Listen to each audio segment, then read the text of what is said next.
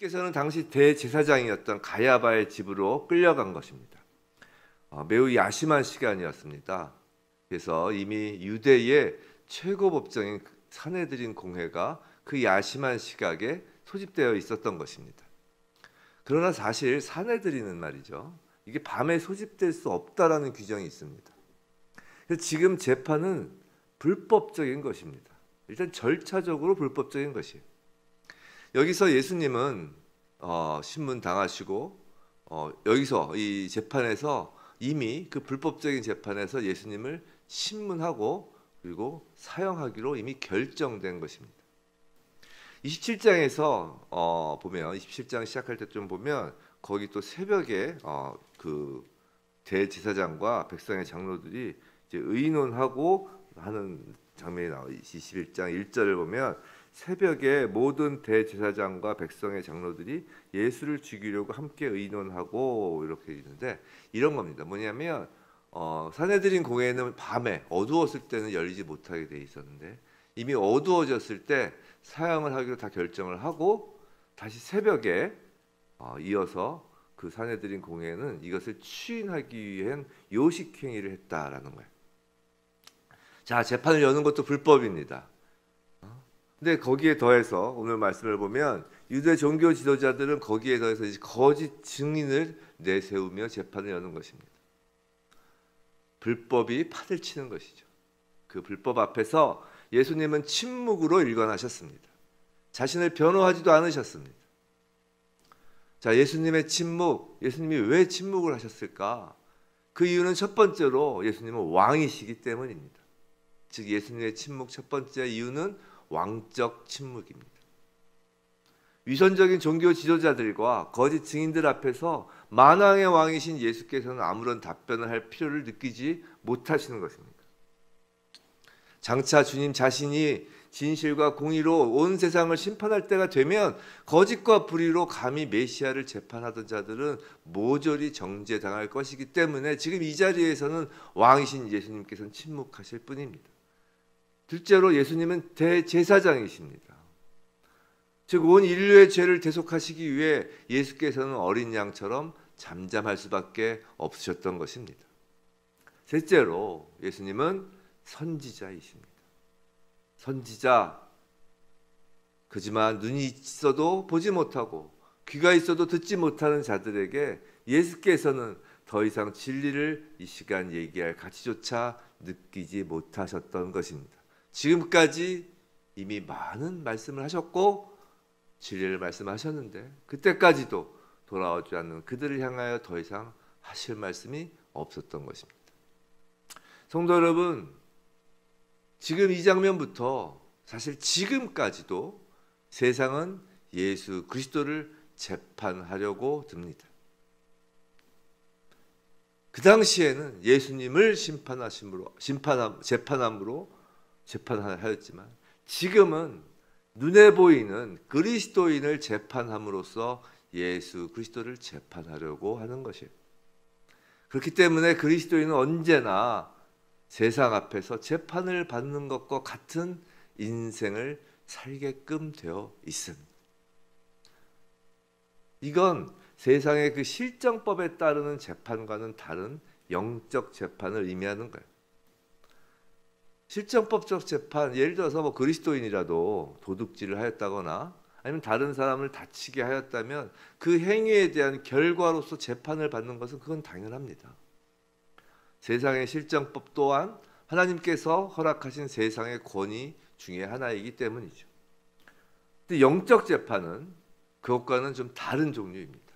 세상이 그리스도인을 향하여 벌이는 영적 재판이 있다는 거예요. 사탄이, 쉽게 얘기해서 사탄이 그리스도인을 향한 재판이 있다는 거예요. 그 재판 내용은 이런 겁니다. 당신이 예수를 믿는다고 하는데 왜 그렇지 않은 사람들보다 생활이 궁핍하냐? 이게 재판 내용이에요. 왜 넌 예수를 믿는다고 하는데 왜 하는 일이 제대로 풀리질 않느냐? 왜 암에 걸리고 왜 불행한 일이 계속 겹치느냐? 이렇게 재판을 하면서 세상 기준과 우상 숭배에 물든 그 세속주의의 잣대로, 즉 사탄의 잣대로 예수님을 대적하고 재판하는 것이 지금의 재판입니다. 또 이런 재판도 있어요. 도덕과 윤리, 어떤 세상의 그 인본주의의 잣대를 들이내며 그리스도인을 재판합니다. 너까지 것이 무슨 그리스도인이냐라고 말이죠. 물론 그리스도인이 도덕적으로 거룩함을 갖춰야 되겠죠. 도덕적이어야겠죠. 그렇지만 그리스도인도 실정법을 위반하는 경우가 있듯이 비록 예수 그리스도를 인하여 정죄함을 받지 않는 존재라고 하여도 이 땅에서 100% 성화가 이루어진 사람이 없기에 윤리적으로 그리스도인도 역시 늘 불안한 건 사실입니다. 그 점을 사탄은 세상의 법정에서 너까지 것이 무슨 그리스도인이냐라고 하는 거예요.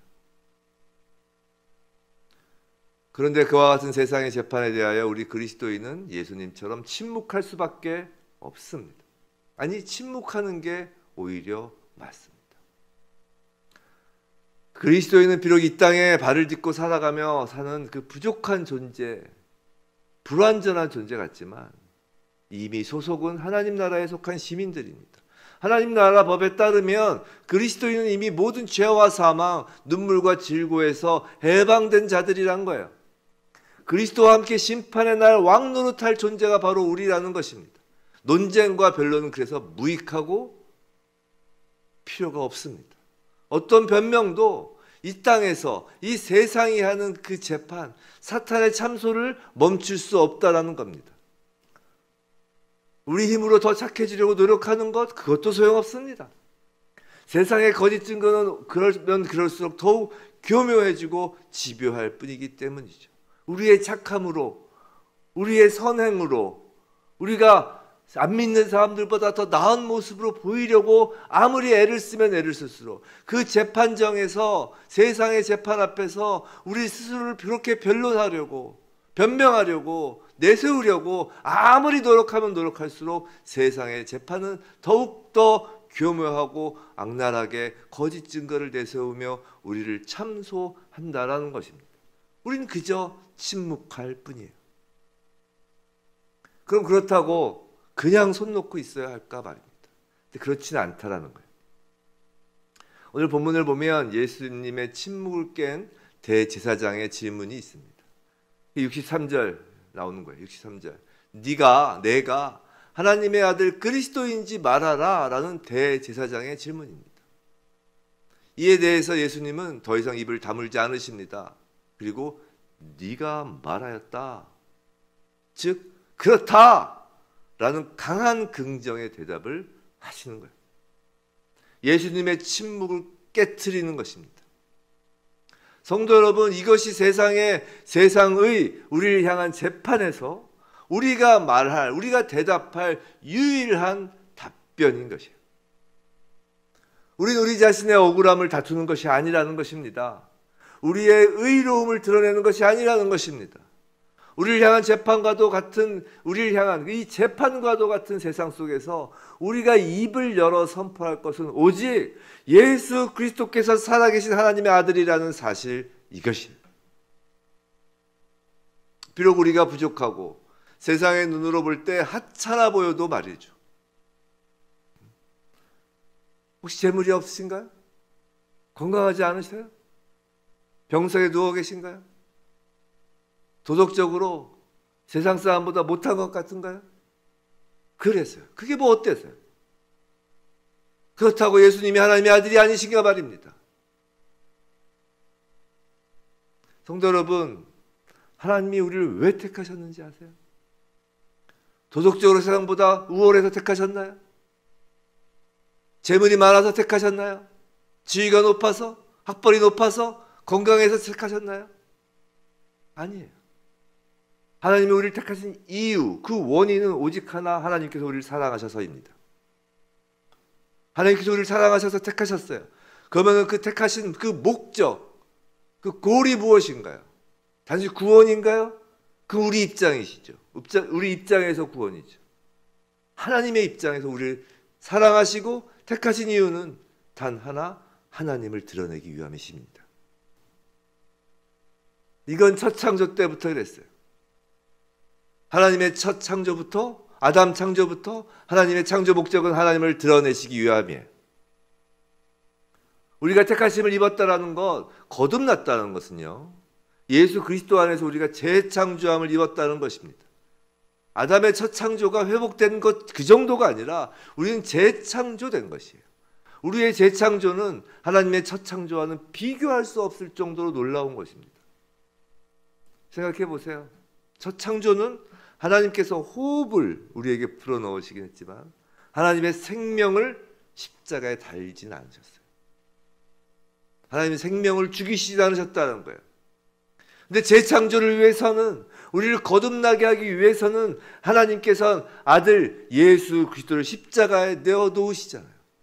첫 창조, 만유를 창조하신 그 창조보다 예수 그리스도로 인한 우리의 거듭남, 재창조가 훨씬 더 엄청난 일이라는 것입니다. 그리고 하나님은 십자가 앞에서 온전한 순종을 보이신 아들 예수 그리스도를 부활 영광으로 높이시고 하늘 보좌 우편에 앉히셔서 심판주로 세우시죠. 그리고 거듭난 우리에게, 택함받은 우리에게 갖고 계신 그 목적은 하나님이 높이신 그 예수 그리스도, 하나님이 하늘 보좌 우편에 앉으신 예수 그리스도, 부활 영광으로 살리신 생명을, 영원한 생명 가운데 거하게 하신 그 예수 그리스도를 우리가 높이길 원하는 거예요. 그게 우리를 택하신 목적이에요. 우리가 예수 그리스도를 드러내게 하는 것이 우리를 택하신 목적이라는 것입니다. 그리스도인의 목적은 우리가 얼마나 착한 사람인지를 세상에 알게 하는 것이 아니라는 것입니다. 우리가 예수 믿어서 부자 되고 예수 믿어 좋은 대학 나오고 좋은 직장 나온 그 결과로 하나님을 증거하는 것이 아니라는 거예요. 세상 위인전에 위인으로 등재되고 세상을 움직이는 백인 뭐 그런 이름에 들어가면 그제서야 살아계신 하나님을 증거하는 것이 아니라는 것입니다. 세상은 언제나 그리스도인들을 참소하여 예수 그리스도를 드러내지 못하도록 재판을 엽니다. 우리는 우리가 세상 법정에서 무죄를 받고 오히려 세상 법정에서 재판관의 위치가 되어야 예수를 증거할 수 있다는 생각을 버려야 합니다. 우리가 어떤 상황에 있든지 상황이 우리의 목적을 좌우하는 것이 아니라는 것입니다. 우리의 목적이 오히려 우리의 삶을 이끄는 것이고 우리의 목적은 오직 하나, 예수 그리스도를 드러내는 것입니다. 왜요? 하나님께서 우리를 사랑하셨기 때문입니다. 하나님의 그 사랑은 우리가 돈이 있건 없건, 우리가 세상의 지위가 높건 안 낮건, 우리가 학벌이 좋건 안 좋건, 건강하든 그렇지 않든 어떠한 상황에도 불구하고 하나님의 그 사랑 때문에 우리는 날마다 예수 그리스도를 증거하도록 택함 받은 것입니다. 성도 여러분, 이제 곧 예수께서 권능의 우편에 앉아 있는 것과 하늘 구름을 타고 오는 것을 볼 것입니다. 마지막 때는 가까이 왔습니다. 그 마지막 때에 가까이 왔으니까 이때 무엇을 해야 될까? 2000년 전부터 지금까지 마지막 때의 성도가 할 일은 단 하나입니다. 더욱 우리의 목적에 모든 생각을 집중해야 할 때입니다. 세상의 재판은 더욱 가혹해지고 잔인해지며 더욱 교묘해질 것입니다. 주님을 전하고 드러내는 목적에 집중하지 않고 목적이 내가 되면 결코 그 재판을 견뎌낼 수 없을 것입니다. 날마다 세상의 재판 속에서 살아가면서 우리 모두는 자기 개발과 자기 성취로 그 재판을 승리하려는 것이 아니라 오직 예수 그리스도, 복음, 하나님 말씀을 전함으로 승리하는 것입니다. 그런 날마다 복음으로 하나님 말씀을 전함으로 예수 그리스도를 드러내므로 승리하는 저와 여러분 되길 주님의 이름으로 축원합니다.